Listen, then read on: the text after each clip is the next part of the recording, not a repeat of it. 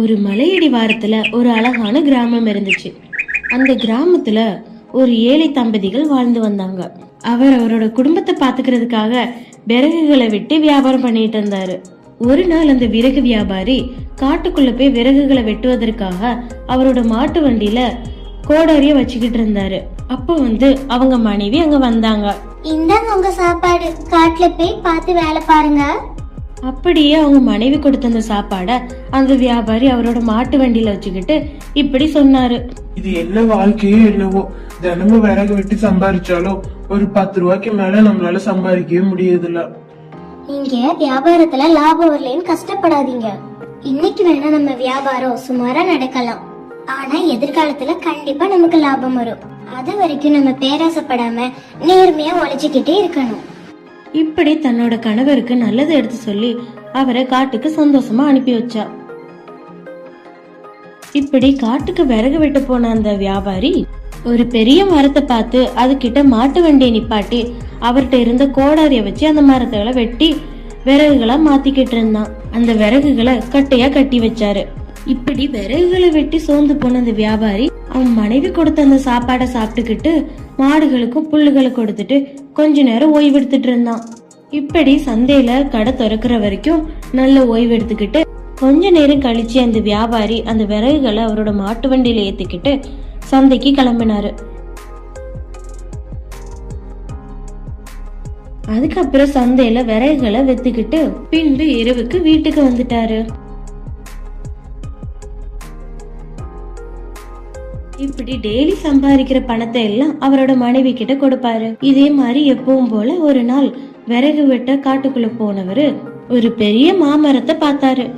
ஆஹா, இந்த ஒரு மரத்தை நம்ம வெட்டினாலே நிறைய விறகுகள் கிடைக்கும் போலயே. அந்த வியாபாரி அந்த மரத்தை வெட்ட போனாரு. திடீர்னு அந்த மரம் பேச ஆரம்பிச்சுது. நிறுத்துங்க, என்ன வெட்டிடாதீங்க. எதுக்காக என்ன வெட்ட வாரீங்க? நான் ரொம்ப கஷ்டத்துல இருக்கிறேன்.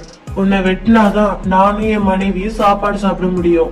என்ன நீ வெட்டாத, உன்னோட பஞ்சத்தை தீர்க்கிறதுக்கு நான் ஒரு வழி சொல்றேன் அப்படின்னு அந்த மரம் சொல்லுச்சு. என்னோட பஞ்சத்தை தீர்க்க நீ வழி சொல்ல போறியா? சரி, என்னன்னு சொல்லி கேட்போம். என்னோட மாமரத்துல இருந்து ஒரு மாம்பழத்தை நான் கீழே போடுறேன். அது கீழே விழுந்ததுமே தங்கமா மாறிடும். அதை எடுத்துக்கிட்டு உன்னோட பஞ்சத்தை தீர்த்துக்கோ. திரும்பி 7 நாள் கழிச்சு வா, மறுபடியும் தரேன்.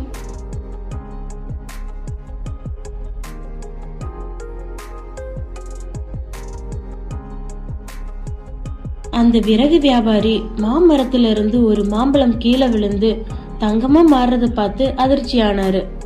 அந்த தங்கத்தை எடுத்த வியாபாரி ரொம்ப சந்தோஷப்பட்டாரு. ரொம்ப நன்றி தங்க மரமே, இத வச்சு என்னோட பஞ்சத்தை நான் போக்கிக்கிறேன். இப்ப நான் போயிட்டு நீ சொன்ன மாதிரி 7 நாள் கழிச்சு வருவேன். மறுபடியும் நீ இதே மாதிரி தரணும். அப்படி தரலன்னா நான் உன்னோட மரத்தை வெட்டிடுவேன். ஓகேவா? அப்படி நீ தராம என்னை ஏமாத்தணும்னு நினைச்சேன்னா உன்னை துண்டு துண்டா வெட்டி கடையில கொண்டு போய் வியாபாரம் பண்ணிடுவேன்.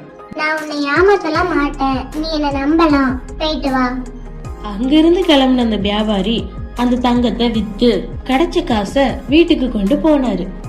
அந்த தங்க மரத்தை பத்தியும் அங்க நடந்ததையும் அவரோட மனைவி கிட்ட சொன்னாரு. இப்படி ஒரு மரம் இருக்குன்னு தெரிஞ்சதுக்கு அப்புறம் நம்ம இதுக்குங்க 7 நாள் வெயிட் பண்ணணும். நாளைக்கு அது கிட்ட போய் அது கிட்ட இருக்க மாம்பழங்கள் எல்லாம் கேட்டு வாங்கிட்டு வந்துருங்க. அதுவும் சரிதான், நம்ம எதுக்கு 7 நாள் காத்திருக்கணும்? நாளைக்கே போயிருவேன். அடுத்த நாளே அந்த வியாபாரி அந்த மரத்தை பார்க்க போனாரு. என்ன இப்பவே வந்திருக்க?